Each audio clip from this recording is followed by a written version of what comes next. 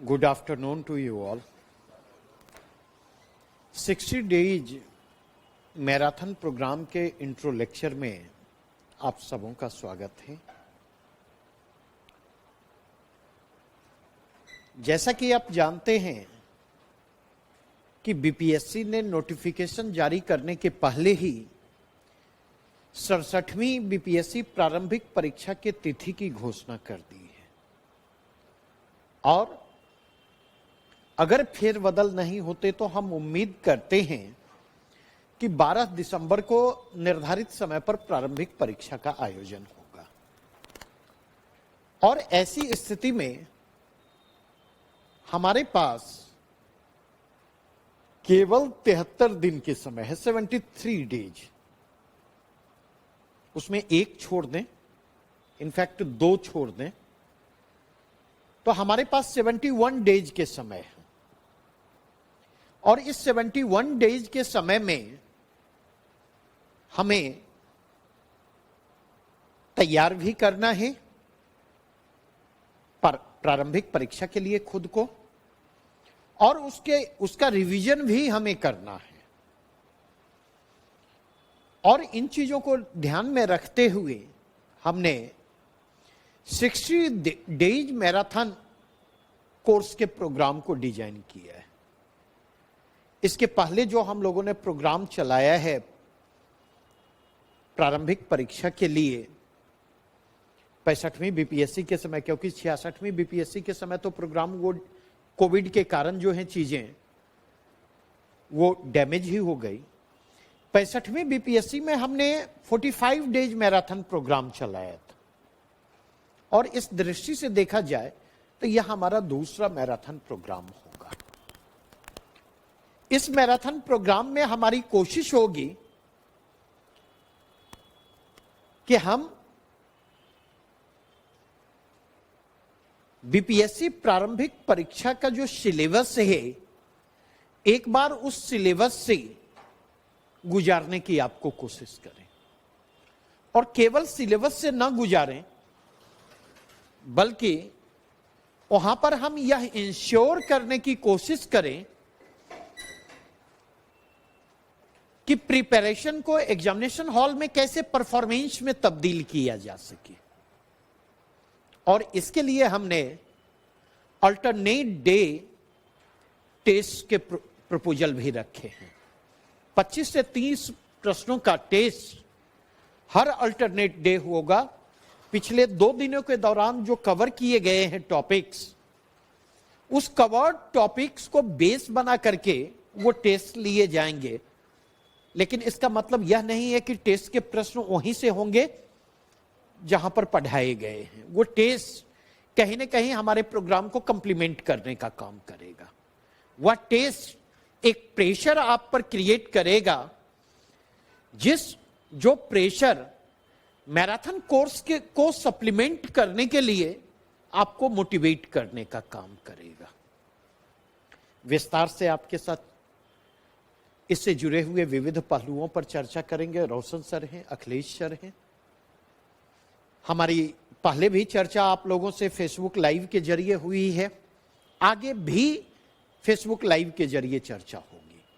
और प्रारंभिक परीक्षा की मनोवैज्ञानिक तैयारी कैसे की जाए उसके संदर्भ में टाइम टू टाइम अपने लाइव सेशन में हम लगातार मौजूद रहेंगे till before the 48th hour of examination के 48 घंटे पहले तक, क्योंकि उसके बाद पढ़ने की बहुत अहमियत नहीं रह जाती है। उसके बाद मेंटली एग्जामिनेशन हॉल के 2 घंटे के लिए आप कितने प्रिपेयर हैं इसकी अहमियत वहां पर बढ़ जाती है। तो मैं अब अखिलेश सर को आमंत्रित करूंगा। आप कर लें? अच्छा ठीक है। तो मैं रोशन सर से कहूंगा कि रोशन सर आपको ब्रीफ करें और फिर अखिलेश सर आपको कंक्लूड करेंगे।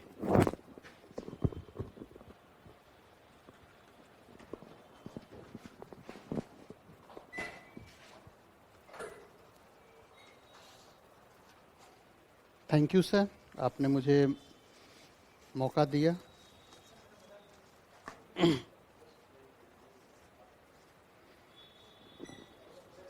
अब अब चूंकि वैकेंसी आ चुकी है और डेट आपको पहले से पता है, और अब हम जो कोर्स शुरू करने जा रहे हैं वो हमारा 60 डेज का कोर्स है। तो दो तीन चीजें हम सबसे पहले आपके साथ चर्चा करना चाहेंगे। सबसे पहला चीज यह है कि डेट जो है वो फिक्स्ड है, इसमें कोई तब्दीली अभी नहीं आने जा रही है। तो ये 12/12/21 ये हमारा टारगेटेड डेट है। तो हमारी जो तैयारी होगी जब कभी भी होगी, तो इससे पहले मुझे हम लोगों को अपना कोर्स कंप्लीट कर लेना है। दूसरा जो बिंदु है, अगर हम पहला बिंदु इसको लें, तो दूसरा जो बिंदु हमारे पास है वह यह है कि क्या इतने दिनों के अंदर तैयारी हो सकती है, प्री के लिए हम तैयार हो सकते हैं, प्री के लिए हम अपने आप को पूरी तरह से कॉन्फिडेंट होकर तैयारी कर सकते हैं कि हाँ अब हम प्री में जा रहे हैं और प्री एग्जाम के लिए हमारी जो तैयारी है वो सफिशिएंट है। एक चीज और हमेशा ध्यान में रखेंगे आप कि प्री की तैयारी कभी भी पूरी नहीं होती है, किसी भी एग्जाम की तैयारी पूरी कभी नहीं होती है।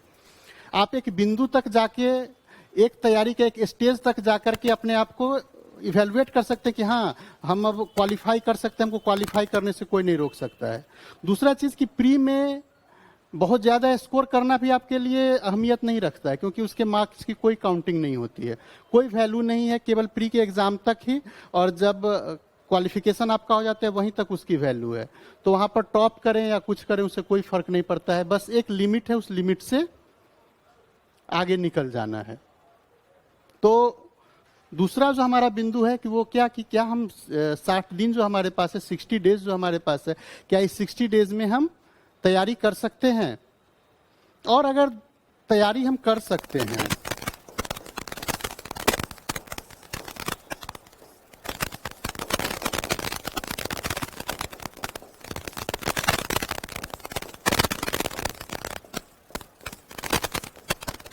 और फिर तीसरा जो हमारा चर्चा का बिंदु होगा कि अगर हम कर सकते हैं तो उसका हमारा मोडस ऑपरेंडी क्या हो, हमारा मोड क्या हो, तैयारी का हमारा मोड क्या हो, हम किस तरीके से बढ़ें, किस तरीके से कौन सी हम रणनीति को अपनाएं, तो हमारा तैयारी का तरीका क्या हो, मोड क्या हो। अब देखिए, आवाज नहीं आ रहा है। अब देखिए, जो सबसे बड़ा चीज आता है कि आपके साथ समस्या क्या क्या आ रही है। आप लोग बहुत लोग होंगे जो पिछले बार क्वालिफाई नहीं कर पाए होंगे, कुछ लोग होंगे जो कंप्लीट फ्रेशर होंगे, कुछ लोग कंप्लीट फ्रेशर होंगे, पहली बार आप प्री देने जा रहे हैं, कुछ लोग होंगे जो पिछली बार भी दिए होंगे और वो वहां पर नाकाम हो गए होंगे। तो समस्या क्या आ रही है? जो नाकाम हो रहे हैं, फ्रेशर को तो कुछ पता नहीं है, तो पहली बार देने जा रहे हैं, तो वहां पर बेनिफिट की स्थिति में उनको समस्या के बारे में उतनी ज्यादा पता नहीं है। लेकिन जो नाकाम होते जा रहे हैं उनके लिए समस्याएं क्या क्या आ रही है। जब कभी भी हम अपनी रणनीति बनाएंगे तो सबसे पहले हमको अपनी कमियों की ओर ध्यान देना होगा कि आखिर हम लूज कहां कर रहे हैं, हमारे साथ समस्या क्या आ रही है। तो आप लोग खुद बतलाइए, समस्या आपके साथ क्या आ रही होगी। पिछले बार आपने एग्जाम दिया होगा तो क्या क्या समस्या आपने फेस किया।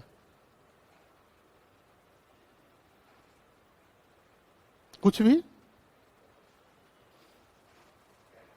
बोलिए, कोई भी कुछ भी बोलिए, छोड़ दीजिए, अगर नहीं कुछ है तो कुछ कुछ हम बोलते हैं, फिर आप सप्लीमेंट कीजिएगा। सबसे पहला जो समस्या सामान्य रूप से देखने के लिए आ रही है वो कट ऑफ का हाई जाना है। अचानक से लास्ट टाइम में तो सबसे सामान्य सी बात है कि सब लोग कह रहे थे कि 97, 98 और कट ऑफ आपका चला गया था हाँ। तो सबसे पहला चीज क्या है कि कट ऑफ अचानक से बहुत ज्यादा चला गया। तो एक सबसे बड़ी चीज ये आपके साथ आती है, हाई कट ऑफ।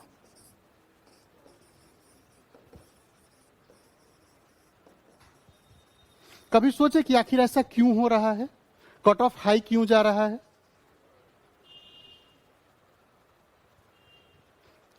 क्यों?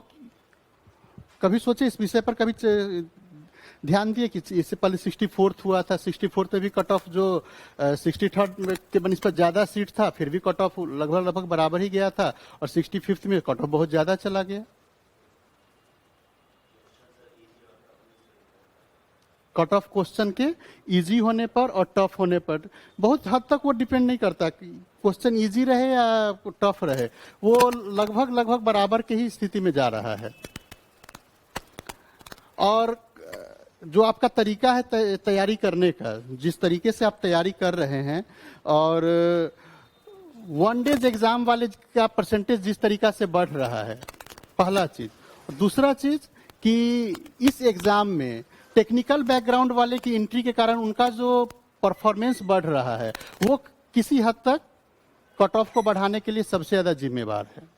अगर आप देखेंगे तो पूरे इंटरव्यू प्रोग्राम हम लोग संचालित करें तो उसमें देखें कि मैक्सिमम लोग जो थे वो टेक्निकल बैकग्राउंड के थे, और ह्यूमैनिटी बैकग्राउंड के जितने भी बच्चे हैं वो वहां पर पीछे क्यों रह रहा था? क्योंकि देखें कि जो सेगमेंट महत्वपूर्ण सेगमेंट है, साइंस का सेगमेंट है, मेंटल एबिलिटी का सेगमेंट है, वहां पर आप बहुत तैयारी करने के बावजूद भी, बहुत ज्यादा वक्त देने के बाद भी आप मुश्किल से 15 से 20 क्वेश्चन वहां पर सॉल्व कर पाते हैं। ये बेसिक समस्या है, इसको आप डिनाई नहीं कर सकते हैं। तो वो क्षेत्र ऐसा है जहां पर मेंटल एबिलिटी का क्षेत्र है और साइंस का पोर्शन है, जो आप अगर ह्यूमैनिटी बैकग्राउंड के स्टूडेंट हैं तो वहां पर आपका परफॉर्मेंस उतना बेहतर नहीं रह पाता जहां पर टेक्निकल बैकग्राउंड वालों का परफॉर्मेंस रहता है। दूसरा चीज कि टेक्निकल बैकग्राउंड के जो भी स्टूडेंट हैं वो ह्यूमैनिटी में उतना ही अच्छा कर लेते हैं। क्यों? क्योंकि वे एक स्ट्रेटजी, एक अच्छी रणनीति को लेकर के चलते हैं और बेहतर समय का कॉम्बिनेशन बनाते हैं और वो वहां पर सफल हो रहे हैं। तो आपको अपनी रणनीति में थोड़ा सा यहाँ पर कट ऑफ के जो हाई जा रहा है इसके अनुसार अपनी रणनीति को थोड़ा सा चेंज करना पड़ेगा। आगे हम लोग चर्चा करते चलेंगे कि प्रत्येक सेगमेंट के अनुसार कि कहां से कैसे प्रश्न आ रहे हैं और किस प्रकार से आपको कितना वक्त देना है या किस प्रकार से अपनी तैयारी को चेंज करना है वहां पर। दूसरा प्रॉब्लम जो आपके साथ आ रहा है वो मुख्य रूप से 60वीं 62वीं के बाद से शुरू हुआ है, और वह जो प्रॉब्लम है वो है ई ऑप्शन का प्रॉब्लम।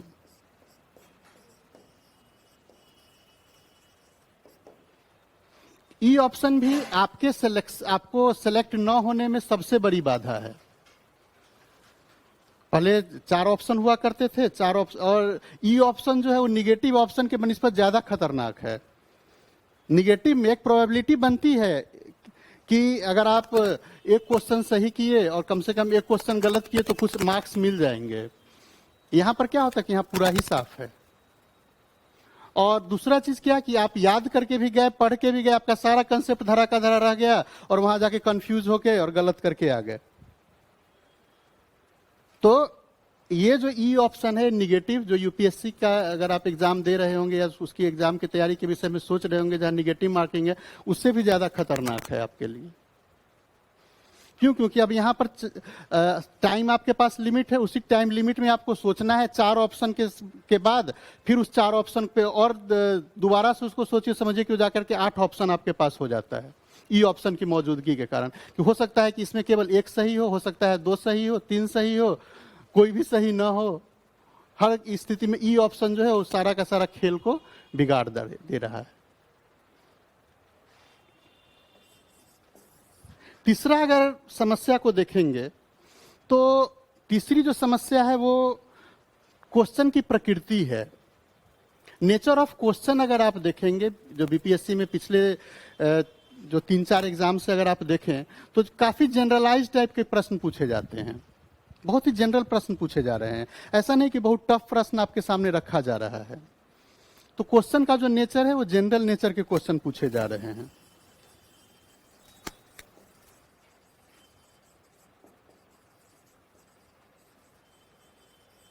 या क्वेश्चन का जनरल नेचर, दोनों एक ही चीज है, आप कह सकते हैं। अब समस्या क्या आती है कि जो नए बच्चे होते हैं, जो फ्रेशर्स होते हैं कंप्लीट, उनके पास तो ये ऑप्शन रहता है कि वो बेसिक से तैयारी शुरू करते हैं। लेकिन जब आपकी अटेम्प्ट की संख्या 1 बार 2 बार 3 बार तक जब आप चले जाते हैं तो आप उन सब चीजों को ओवरलुक करना शुरू कर देते हैं जो बेसिक चीजें होती हैं। आप अधिक अपने आप को समृद्ध करने के लिए अपने आप को और विस्तृत करते हैं, बहुत सारी बुक खरीदना शुरू करते हैं, उसको पढ़ना शुरू कर देते हैं। इसके कारण क्या होता है, इंफॉर्मेशन पॉल्यूशन की स्थिति आ जाती है। और जब इंफॉर्मेशन पॉल्यूशन की स्थिति आ जाएगी, आप क्या करेंगे कि आप अपने सोर्स को बढ़ाते चले जाएंगे। अच्छा ये भी पढ़ लेते हैं, अच्छा वो बताया है उसके यहाँ देखे हैं ये बुक है, चलो इसको भी पढ़ लेते हैं। फिर आप बहुत बहुत ज्यादा पढ़ते हैं और जो सामान्य बातें जो प्रश्न पूछे जाती हैं उन सब बातों को छोड़ते चले जाते हैं, वो सब बातें आपसे ओवरलुक होती चली जाती हैं। और इसके कारण से देखेंगे कि जो फ्रेशर्स होते हैं वो सामान्य प्रश्न बहुत कम गलत करते हैं, लेकिन जब जैसे ही अटेम्प्ट बढ़ते जाता है वैसे वैसे सामान्य प्रश्नों में गलती की संख्या बढ़ती चली जाती है।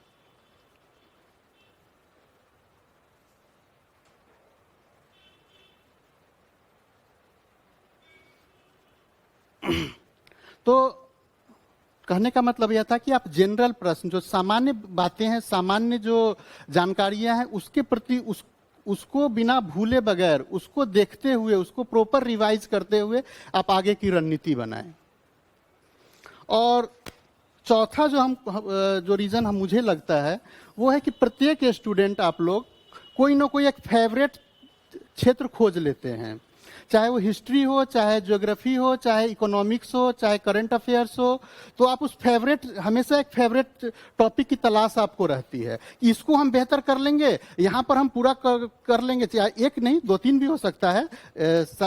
जो ह्यूमैनिटी वाले हैं वो हिस्ट्री, ज्योग्राफी, इकोनॉमिक्स ले लेंगे कि इस तीनों को हम अच्छा कर लेंगे। करंट अफेयर्स तो हो ही जाएगा, पढ़ते हैं पेपर निकल जाएगा, बेड़ा पार लग जाएगा। लेकिन ये फेवरेट टॉपिक जो होता है ये सबसे ज्यादा घातक हो जाता है।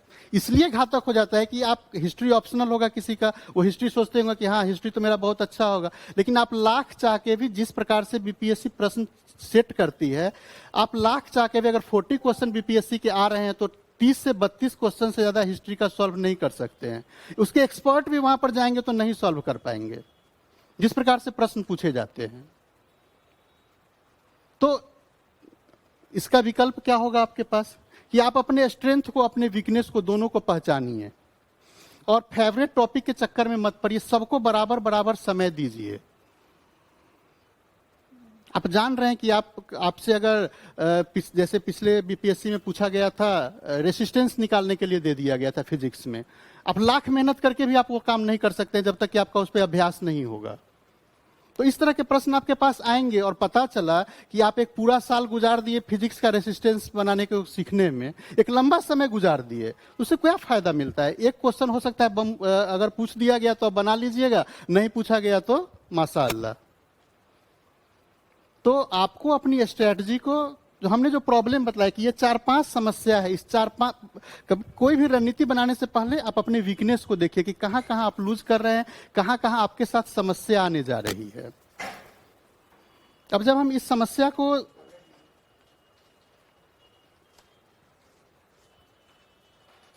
इन समस्याओं को देखेंगे और इन समस्याओं के बाद हम थोड़ा सा प्रश्न को देखेंगे कि प्रश्न का ट्रेंड क्या है, प्रश्न का ट्रेंड क्या है और प्रश्न किस सेगमेंट से किस प्रकार के प्रश्न या कितने प्रश्न पूछे जा रहे हैं।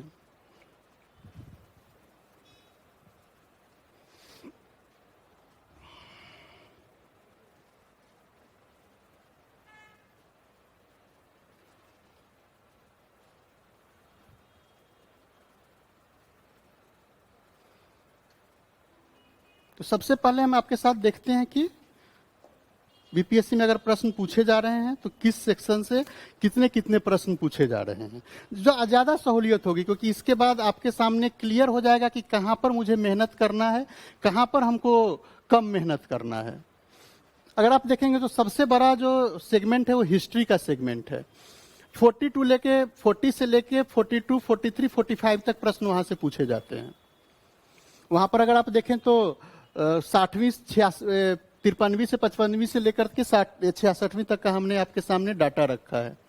अगर आप यहाँ देखेंगे तो एंशिएंट से 4 के आसपास, मध्यकालीन भारत से 4 के आसपास, मेडिवल इंडिया से और मॉडर्न इंडिया से 16 और बिहार से करीब 13 प्रश्न पूछे जाते हैं। तो निहायत सी बात है कि ये जो सेगमेंट पूरा हिस्ट्री का सेगमेंट है, ये आपके लिए हमेशा के लिए इंपॉर्टेंट रहेगा और लगातार हमेशा से यहाँ पर 40 के आसपास प्रश्न पूछे जा रहे हैं। तो यहाँ पर अगर आप थोड़ा सा मेहनत करते हैं, बहुत जनरल प्रश्न पूछे जाते हैं यहाँ पर, ऐसा नहीं है कि यहाँ पर एक्सेप्शनल प्रश्न बहुत ज्यादा पूछे जाते हैं। तो यहाँ पर थोड़ा सा भी अगर आप इफर्ट लगाएंगे तो आप 32-35 प्रश्न तक यहाँ कर सकते हैं। दूसरा चीज अगर आप देखें पॉलिटी की अगर बात करते हैं तो पॉलिटी से 6 से लेकर के 12 के बीच में प्रश्न पूछे जाते हैं। ये भी बहुत जनरल टाइप के प्रश्न होते हैं यहाँ पर, जनरल और थोड़ा सा कंसेप्चुअल, 1-2 प्रश्न कंसेप्चुअल हर साल रहता है यहाँ से। उसके बाद एक महत्वपूर्ण भूमिका निभाता है इकोनॉमिक्स। इकोनॉमिक्स में अगर देखेंगे तो जो बिहार के इकोनॉमिक्स से संबंधित प्रश्न है, ये लगभग मुश्किल से 15 से 20 पेज का सर्वे का इंट्रोडक्शन रहता है, वहां से मुश्किल 5 से 6 प्रश्न रहते हैं। इसके लिए ज्यादा हाथ पर मारने की जरूरत ही नहीं है। और इकोनॉमिक्स से भी बहुत ही जनरल टाइप के प्रश्न पूछे जाते हैं, जो बजट मतलब करंट से जोड़ करके, करंट इवेंट जो कुछ भी हुआ रहा उससे, और उस साल के बजट और सर्वे को जोड़ करके वहां से प्रश्न पूछा जाता है। इसी तरह एक और महत्वपूर्ण सेगमेंट जो है वो ज्योग्राफी का है। यहां पर 17 प्रश्न पिछली बार पूछे गए हैं, और यहां पर भी कुछ चीज एकदम फिक्स है कि वहां से प्रश्न पूछे ही जाएंगे, चाहे वो डेमोग्राफी से 4-5 प्रश्न रहेंगे ही रहेंगे, चाहे वो भारत का डेमोग्राफी हो, चाहे बिहार का डेमोग्राफी हो। माइनिंग से कुछ प्रश्न रहेंगे, कुछ फिजिकल ज्योग्राफी से, और 1-2 प्रश्न जो है वो मैपिंग से रहता है, चाहे वो बिहार का मैप हो, चाहे वर्ल्ड का मैप हो, चाहे भारत के मैप से हो। उसके बाद एक सबसे महत्वपूर्ण सेक्शन फिर आता है साइंस का सेक्शन। अगर आप साइंस बैकग्राउंड के हैं, टेक्निकल बैकग्राउंड के हैं, तो यहां पर आप बेहतर परफॉर्म कर सकते हैं। लेकिन अगर ह्यूमैनिटी के बैकग्राउंड के हैं तो आपको थोड़ा सा मेहनत करना पड़ेगा। और अब जो 60 दिन के अंदर अगर आप तैयारी करके चाहते हैं कि हम इस एरिया को हम बहुत बेहतर कर लें, तो ह्यूमैनिटी बैकग्राउंड के हैं तो बहुत बेहतर तो आप नहीं कर पाएंगे। तो सीधा सा बात है कि यहाँ का जो सिंपल नॉलेज है, जो सामान्य प्रश्न है, जो बायोलॉजी से पूछे जाते हैं, जो बहुत सामान्य कोटि के प्रश्न है, वो आप आराम से कर सकते हैं, वो इजीली कर सकते हैं आप।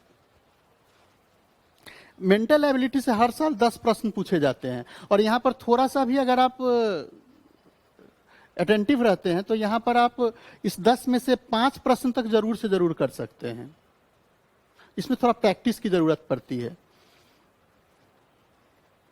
और इसके बाद जो सबसे बड़ा सेगमेंट है वो करंट अफेयर्स का है, जो आपके लिए सबसे आसान और सबसे सुलभ तरीका है। सबसे आसान इसलिए क्योंकि पिछले 1 वर्ष का करंट अफेयर्स पूछा जाता है, इसका क्षेत्र आपको पता है कि इतना ही समय के अंतर्गत पूछा जाएगा। पेपर रेगुलर आप पढ़ते हैं, ये मत कह दीजिए कि हम पेपर नहीं पढ़ते हैं, पेपर रेगुलर आप पढ़ते हैं। अब पेपर से कितना करंट यहां पर आता है या कौन नेता किस पार्टी में शामिल हो गया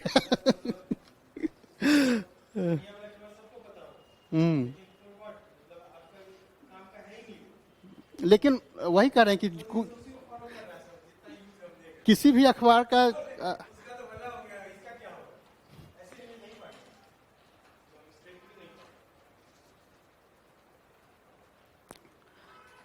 अब आता है बात क्वेश्चन का सेगमेंट। आपने देखा आपके पास इसी एक आउटलाइन आपके पास क्लियर हो गया कि किस जगह पर आपको मेहनत करना है, किस जगह पर कितना वक्त देना है। तो लगभग चीजें आपके सामने हमने क्लियर करके रख दिया कि किस किस जगह पर कहां पर और किस प्रकार से प्रश्न पूछे जा रहे हैं। ऐसा बात नहीं है कि अचानक से इतना प्रश्न इस वर्ष पूछ दिया गया। औसतन अगर आप देखेंगे तो हर वर्ष का पिछले 4-5 एग्जाम का हमने आपके सामने डाटा रखा है, तो लगभग 2 प्रश्न ज्यादा या 2 प्रश्न कम पूछे जाएंगे, लेकिन लगभग यही स्थिति रहेगी। अब आता है कि हमने आपको आपका प्रॉब्लम बतलाया, उसके बाद हमने बीपीएससी का ट्रेंड बतलाया कि बीपीएससी किस ट्रेंड से एग्जाम प्रश्न पूछ रही है। अब हम लोग आते हैं कि आखिर अब हमारा जो स्ट्रेटजी होगा, हमारी जो रणनीति हो वो कैसी हो, हम किस बात को फोकस करें, हम अपने तैयारी को कैसे गाइड करें और अपनी तैयारी को किस तरीके से हम आगे बढ़ाएं। तो अब हम आपको कभी सजेस्ट नहीं करेंगे कि अब आप एनसीईआरटी का बुक पढ़ने का शुरुआत कर दें और फिर नए तरीका से फिर से बुक को पढ़ना शुरू कर दें। जो पहले से पढ़े हुए हैं बहुत अच्छी बात है, आप उसको रिवाइज कर सकते हैं, लेकिन अब जो पढ़ना है वो पढ़ने का बस एक ही चीज बचा हुआ है जिसको आपको बार बार पढ़ना है, और वो है क्वेश्चन बैंक। तो सबसे पहला चीज जो है वो क्वेश्चन बैंक की स्टडी आपको करनी है।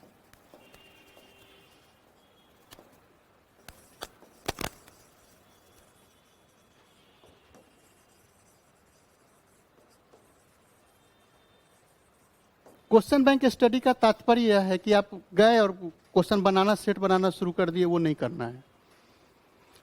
जैसे क्वेश्चन का ट्रेंड से हमने आपको बतलाया कि पर सेगमेंट से इतने प्रश्न पूछे जा रहे हैं, इस तरह आपको जो क्वेश्चन पढ़ना है वो क्वेश्चन बैंक को एनालाइज करना है। अगर आपके पास 4 ऑप्शन वहां पर दिए हुए हैं, क्योंकि आपके साथ ई ऑप्शन का भी लफड़ा है, तो आपको क्या करना है कि आपको प्रत्येक विकल्प को पढ़ना है, प्रत्येक विकल्प को पढ़ने की आदत डालनी है।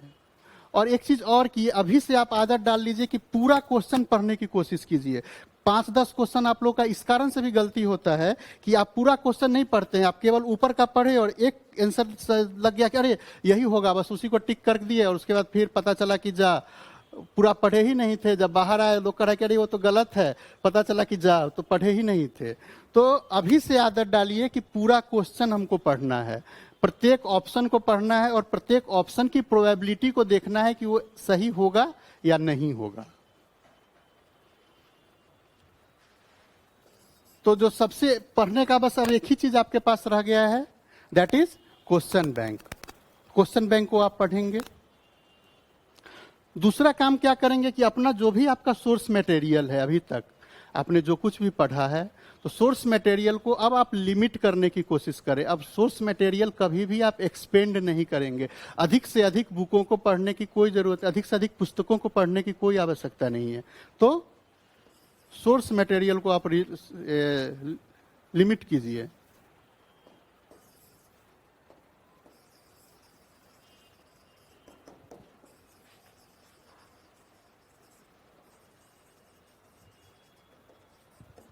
सोर्स मटेरियल को कम करते जाएं।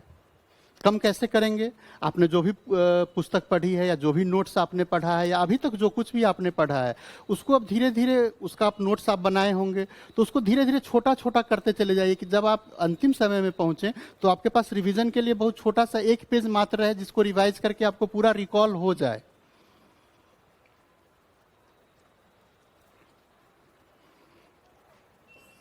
तीसरा काम क्या करेंगे? तीसरा काम ये करेंगे कि आप अपने स्ट्रेंथ को, प्रत्येक स्टूडेंट को ये पता होता है कि हमारा क्या स्ट्रेंथ है, हमारा क्या वीकनेस है। और प्रत्येक स्टूडेंट को, हम पहले कह चुके हैं कि फेवरेट टॉपिक के पीछे मत भागिए। फेवरेट टॉपिक के पीछे मत भागेंगे। फेवरेट टॉपिक में एक्सेप्शनल क्वेश्चन ढूंढ ढूंढ के उसको याद करने की कोशिश न करें, लेकिन आप जिस चीज को बेहतर कर सकते हैं उन सब चीजों को आप फोकस कीजिए। अपने स्ट्रेंथ को डेवलप करने का मतलब क्या है कि आप जिस जगह को पर बेहतर परफॉर्म कर सकते हैं। और ये कैसे पता चलेगा? हमने जो प्रोग्राम डिजाइन किया, उस प्रोग्राम के अंतर्गत हम लोगों ने प्रत्येक दूसरे दिन 25 क्वेश्चन का एक टेस्ट रखा है। तो उस टेस्ट से आपको पता चलते जाएगा कि हम कहाँ बेहतर परफॉर्म कर रहे हैं, कहाँ पर हम लूज कर रहे हैं। तो जहां बेहतर परफॉर्म करें उस चीज को और बेहतर तरीका से अच्छा करना है, और जहां लूज कर रहे हैं उसको भी थोड़ा सा और बेहतर बनाने की कोशिश करनी है। अब हम लोग थोड़ा सा सिलेबस को डिस्कस कर लेते हैं। यहां तक तो हमारी जो स्ट्रेटजी है कि इस तरीका से हम लोग आगे बढ़ेंगे। अब हमारा जो आगे जो हमारा रणनीति होगा वो हम सिलेबस को डिस्कस करेंगे कि सिलेबस को हम लोग कैसे, अपना ये जो प्रोग्राम है, ये प्रोग्राम किस तरीका से आपके समक्ष रख रहे हैं कि हमारा प्रोग्राम कैसे संचालित होगा। इसके अंतर्गत अगर हम देखें तो हमारा पूरा का पूरा जो सिलेबस, उसको हम 2 पार्ट में बांट सकते हैं। एक पारंपरिक कन्वेंशनल टॉपिक है, जिसके अंतर्गत इतिहास, भूगोल, इकोनॉमी, ये सब आती है, जहां पर कोई चेंजिंग नहीं होने वाला है। साइंस का भी टॉपिक इसके अंतर्गत आएगा, जिसमें कोई बदलाव नहीं होने वाला है। जो बुक आपने पढ़ लिया है, जो घटना घट चुकी है, अब थोड़ी है कि बाबर 1526 में के बाद आ जाएगा या उसके पहले आ जाएगा। ये अलग बात है कि आजकल इतिहासकार जो है वो महाराणा प्रताप को हल्दी घाटी का विजेता घोषित करवा दिए या कर दिए। वो सब होते रहेगा, वो सब चलता रहेगा, उससे आपको कुछ लेना देना नहीं है। लेकिन इतिहास की घटनाएं बदलने वाली नहीं है। तो इतिहास है, भूगोल है, हिस्ट्री, ज्योग्राफी, इसी तरह विज्ञान,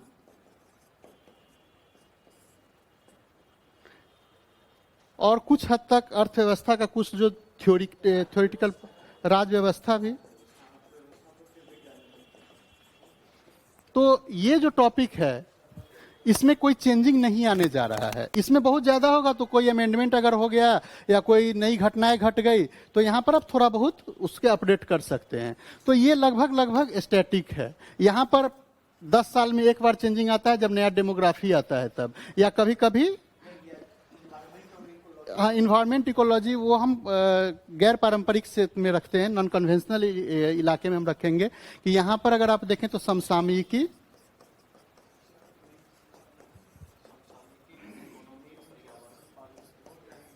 अर्थव्यवस्था और तीसरा नंबर में ज्योग्राफी का जो पर्यावरण से रिलेटेड, हाँ, और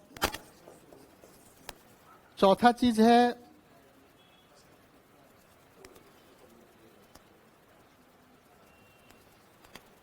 जो कुछ नए रिपोर्ट वगैरह से संबंधित है, जो नया माइनिंग से संबंधित, एग्रीकल्चर के डाटा से संबंधित, कृषि वगैरह से संबंधित जो है, तो ये लगभग स्टैटिक है आपका। यहां पर ज्यादा मेहनत करने की जरूरत, यहां पर मतलब जो आपने पढ़ लिया है उसी को बार बार रिवाइज करने की जरूरत है, और यहां पर आपको अपडेट होने की जरूरत है। जो रिसेंट में क्या चल रहा है इन सब चीजों से वाकिफ होने की जरूरत है। अब अगर हम इस चीज को करते चले कि हम लोग कैसे कैसे इसको बांट के चले हैं, तो इतिहास के लिए हम लोगों ने 15 दिन का टाइम अपने प्रोग्राम के अंतर्गत अलॉट किया है कि इतिहास को हम लोग 15 डेज में समाप्त करने की कोशिश करेंगे। समाप्त करने की कोशिश नहीं, समाप्त करेंगे।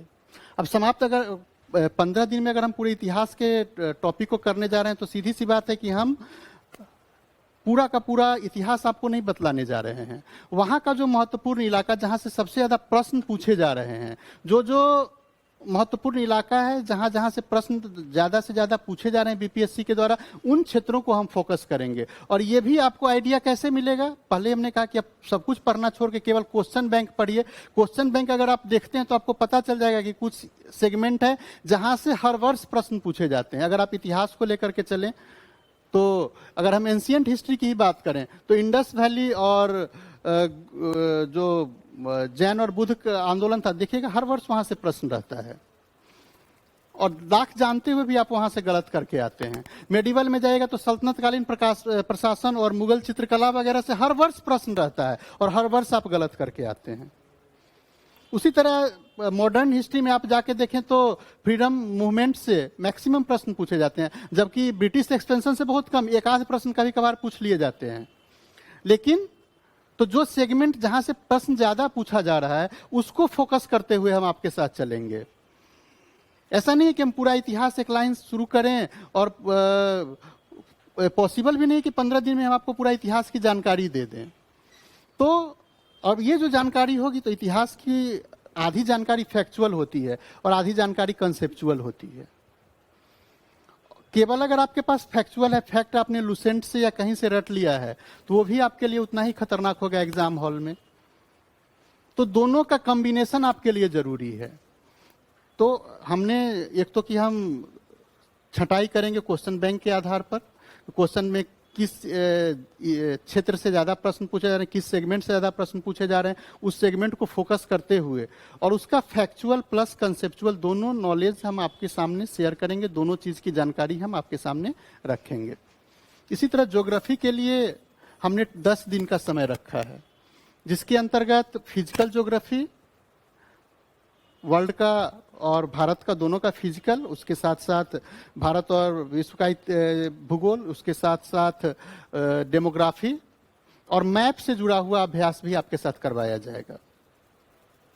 क्योंकि ज्योग्राफी में 3 से 4 प्रश्न ऐसे रहते हैं जो मैप पे आधारित होते हैं, और उसमें भी हर वर्ष अगर आप देखेंगे तो लगातार आपको देखने को मिलेगा कि बिहार के मैप से अक्सर प्रश्न पूछे जाते हैं। पिछले वर्ष पूछा गया था गंगा किस डिवीजन को टच करती है, उसके पहले देखिएगा कि पूरब में कौन है, कौन सा जिला, पश्चिम में कौन सा जिला है। तो एक मैप से संबंधित प्रश्न हमेशा आपसे पूछे जाते हैं और वो बहुत कम समय में आप बेहतर तरीका से तैयार कर सकते हैं। तो उन क्षेत्र को खोजिए जहां पर आप कम समय में बेहतर तैयारी कर सकते हैं और वहां से क्वेश्चन सॉल्व कर सकते हैं। अगला सेगमेंट है साइंस का, जिसके लिए हम लोगों ने 10 दिन का समय रखा है। सर विशेष रूप से आपको जानकारी देंगे इस पर। और एक सेगमेंट है पॉलिटी का, जिसके लिए हम लोगों ने 8 दिन का समय निर्धारित किया है। इसके अंतर्गत अगर आप देखेंगे तो प्रियम्बल से लेकर के प्रियम्बल और fundamental right, directive principle of state policy, यहां से 1 से 2 प्रश्न अक्सर पूछे जाते हैं।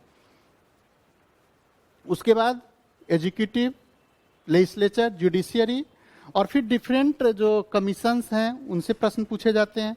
इसके अलावा अमेंडमेंट और इमरजेंसी प्रोविजन से प्रश्न पूछे जाते हैं। तो 8 दिन में हम इसको समाप्त करने की कोशिश करेंगे।